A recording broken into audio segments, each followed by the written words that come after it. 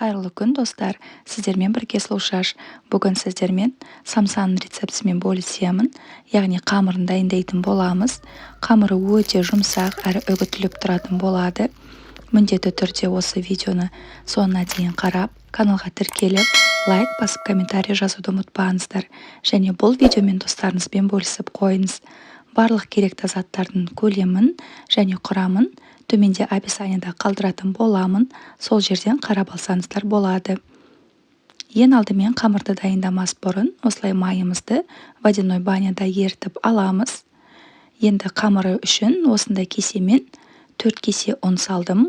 Оның үстіне тұзымызды саламыз және жұмыртқа саламыз. Және жылы сумен қамыр жаятын боламыз. Суды аз-аздан құямыз. Оны қанша су алады, сонша су құясыз. Және қамыр илегеннен кейін осындай өте жұмсақ қамыр болады. Қамырымызды 15 минутқа бетін жауып жылы жерде қалдырамыз. Оған дейін самсаның салмасын дайындайтын боламыз. Мен пиязымды үккіштен өткізіп алдым. Сіздер қолмен уақтап турасаңыз да болады. Менде мында сиыр етінің фаршы.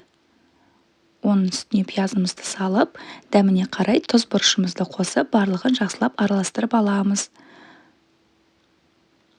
15 минуттан кейін қамырымызды алып, бөліктерге бөліп аламыз. Мен өзіме ыңғайлы етіп 3 бөлікке бөліп алдым. Сіз өз қалауыңыз бойынша 2 бөлікке немесе одан да аздау бөлікке бөлсеңіз болады.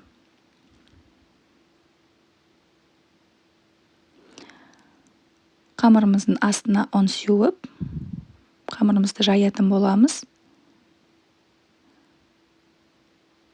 Қамырды барынша жұқа етіп жаюға тырысамыз.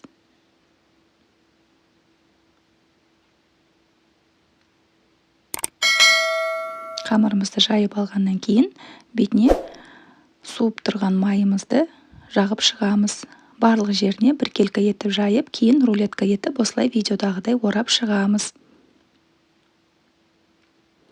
Кейін қамырымызды айналдырып, осылай улитка ретінде орап аламыз.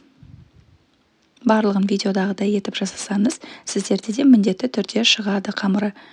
Енді осы дайын болған самсаның қамырын морозильникке, салафанға салып, жарты сағатқа қалдырамыз. Кейін қамырымыз қатқаннан кейін осындай аздаған бөліктерге бөліп аламыз. Барлық бөліктері еріп кетпеу үшін кері морозильникке салып қоюға болады. Осылай бөліктерімізді илеп алғаннан кейін өзіңіздің қалауыңыз бойынша әртүрлі формада самса жасауға болады. Мен 2 түрінде жасадым.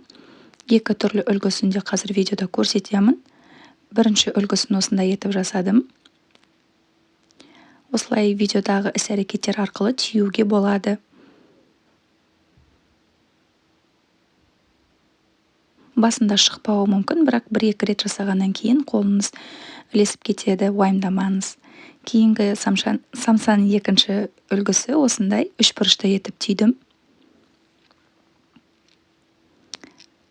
Самсаларымызды түйіп болғаннан кейін противеньге салып, бетіне жұмыртқа жағып, қалауыңыз бойынша мак немесе кунжут сеуіңізге болады. Және қызып тұрған пеште 40-45 минутта 170 градуста пісіреміз. Дайын болған самсаларымыз осындай болып шығады.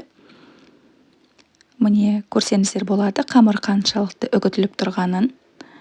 Және де бұл қамырдан өте көп мөлшерде самса шығады. Барлығын дайындап, морозильникке қатырып, керек кезде алып пісірсеңіздер болады. Дәмі өзгермейді, өте дәмді болады. Міндетті түрде дайындап көріңіздер. Сіздермен бірге болған Сұлушаш ас болсын.